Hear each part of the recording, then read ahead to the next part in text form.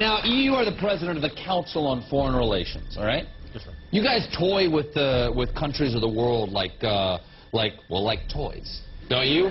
You're like the Illuminati, you're the Masons, you control everything, don't you? That's the rap on you guys. What's so interesting now, though, is who's on the chessboard. It's the toys, if you will, are a lot more than states.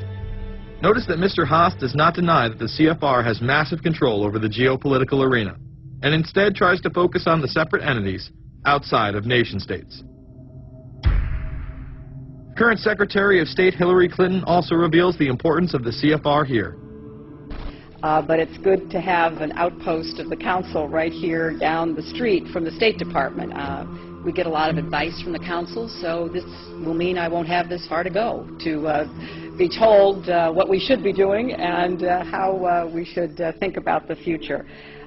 You have these private groups that are run and created by the elite, by the ultra-rich, wealthy families that have been manipulating global markets from behind the scenes for generations. They create these private groups that then feed information to the government, to senators, to congressmen, their recommendations, their policy papers, what they think should happen. And it's fascinating because if you actually read what it is that they're doing, the recommendations that they make, they're very able to get them put in place.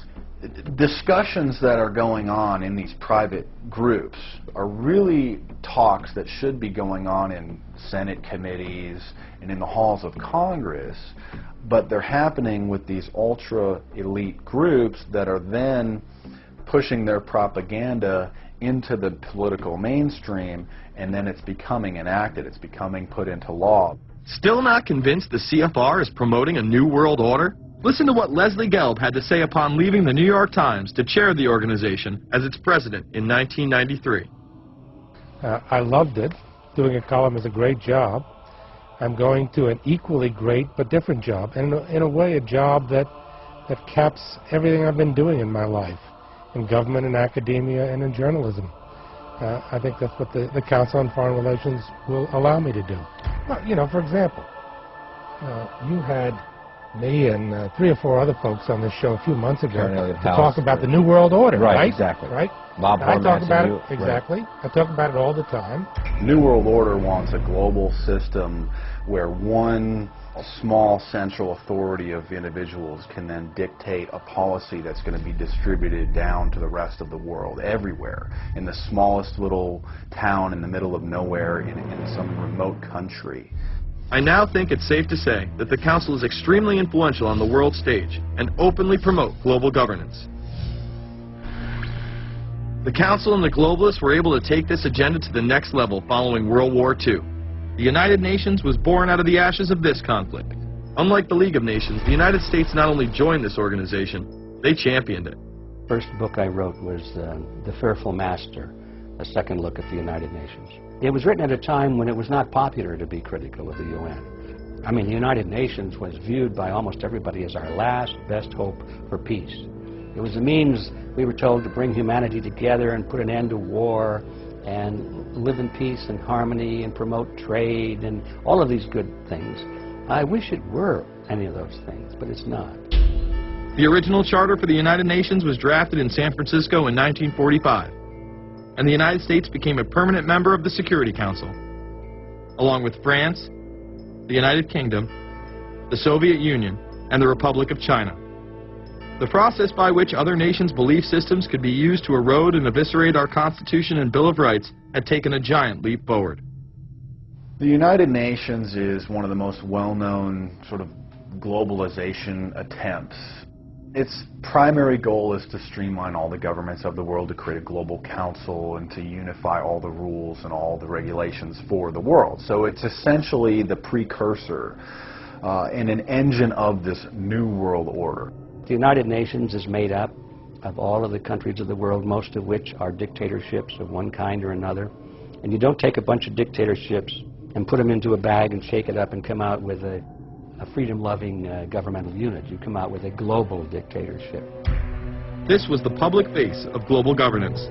However, many other organizations have been birthed since. Even more suspect is a private group called the Trilateral Commission. David Rockefeller and Henry Kissinger are among its some 300 influential members. The Trilateral Commission, rich and powerful business and political leaders from Japan, Europe, and North America. The New York-based policy group was formed in 1973 by Chase Manhattan Bank Chairman David Rockefeller. In addition to Rockefeller, there are many other noted American members. Among them, economist Alan Greenspan, former Defense Secretary Harold Brown. George Bush was once a member but resigned last year before his unsuccessful presidential campaign. Back then, it wasn't politically wise to be aligned with what his party's right wing considered a shadow world government. The United Nations would take over America. The Trilateral Commission would control the world. Just look at its membership, they say. Current and former members include Presidents Clinton, Bush, and Carter. Names like Brzezinski, Christopher, Kissinger, and Schultz. And top executives of ITT, Xerox, Exxon, and Nations Bank. Although this group with only 300 members seems to be at the apex of the power structure, there is yet another group formed in 1954 that is even smaller in number and has a greater influence on world events. Meet the Bilderberg Group. This elite group meet annually around the globe. There is a core group of members who have attended every year for decades, such as David Rockefeller, Henry Kissinger, and Queen Beatrix of the Netherlands. These members invite others who are politically and socially relevant at the time. Each year, around 140 people are in attendance. Real quick, I asked you these questions.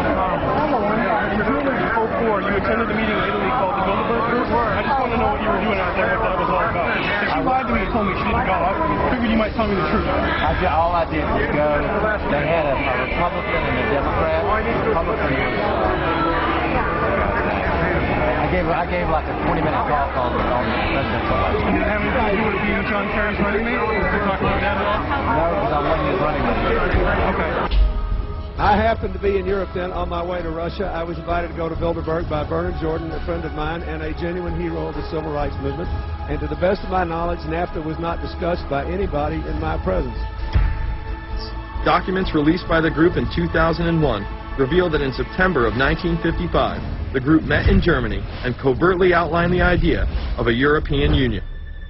Section E, European Unity, discusses the general support for European integration and unification, and the idea to unify Germany once again with the rest of Europe under a common marketplace. Belgian Viscount and current Bilderberg chairman Etienne Davignon told the EU Observer in 2009 that the next Bilderberg meeting could improve understanding on future action in the same way it helped create the euro in the 1990s. This illustrates the patience, vision, and reach of this organization. It was able to promote and establish both the European Union and a European currency over the course of just under 40 years, incrementally. One of the things that the elitists discussed back at the turn of the century when they were talking about how do you convert the United States into a collectivist system was the fact that you can't do it quickly. You have to let people get used to it incrementally, because any major change would be rejected. The 1957 Conference of Rome, where the Common Market Treaty, providing for free trade in all products, was at last signed. 6 nations, France, Germany, Italy, Belgium, Holland, and Luxembourg, agreed to remove all mutual barriers to trade within 12 to 15 years, the embryo of a political union which they proclaimed to be their ultimate objective. In that fashion, it's possible for people to get used to this process and even to think it's a good thing. People will accept the gradual growth of government, the gradual loss of their purchasing power. They'll accept almost anything if it's done gradually, and we have to be very alert to that. 2008 and 2009 attendees include World Bank President Robert Zoellick, Treasury Secretary Timothy Geithner, former head of British Secret Intelligence Richard Dearlove, Donald Graham, CEO of the Washington Post, CNN host and author of the Post-American World, Fareed Zakaria, and many other giants of business, politics, and media. You just came back from meeting with the Bilderberg Group. The Bilderberg Group are, you know, when people who are conspiracy theory people, they send me mail, it's usually about the Bilderberg Group. And I get these books on my front door, which I'm uncomfortable with. And it's all about the Bilderberg, like they're the modern day Illuminati. Are you a member of the Bilderberg Group? I don't think we're supposed to talk about this. Many have identified them as the kingmakers, the puppet masters that pull the strings behind the scenes. Perhaps there is no better example of this than what occurred during the 2008 conference. Immediately after Obama had been selected as the Democratic presidential nominee, the pressure was on to choose a running mate. We've put together a committee. We are going to be equally deliberative in how we move forward. And we're not going to do it in the press, and we're not going to do it through surrogates. He then tricked the press corps into staying on the plane as it took off from Washington. He was whisked away to an undisclosed location.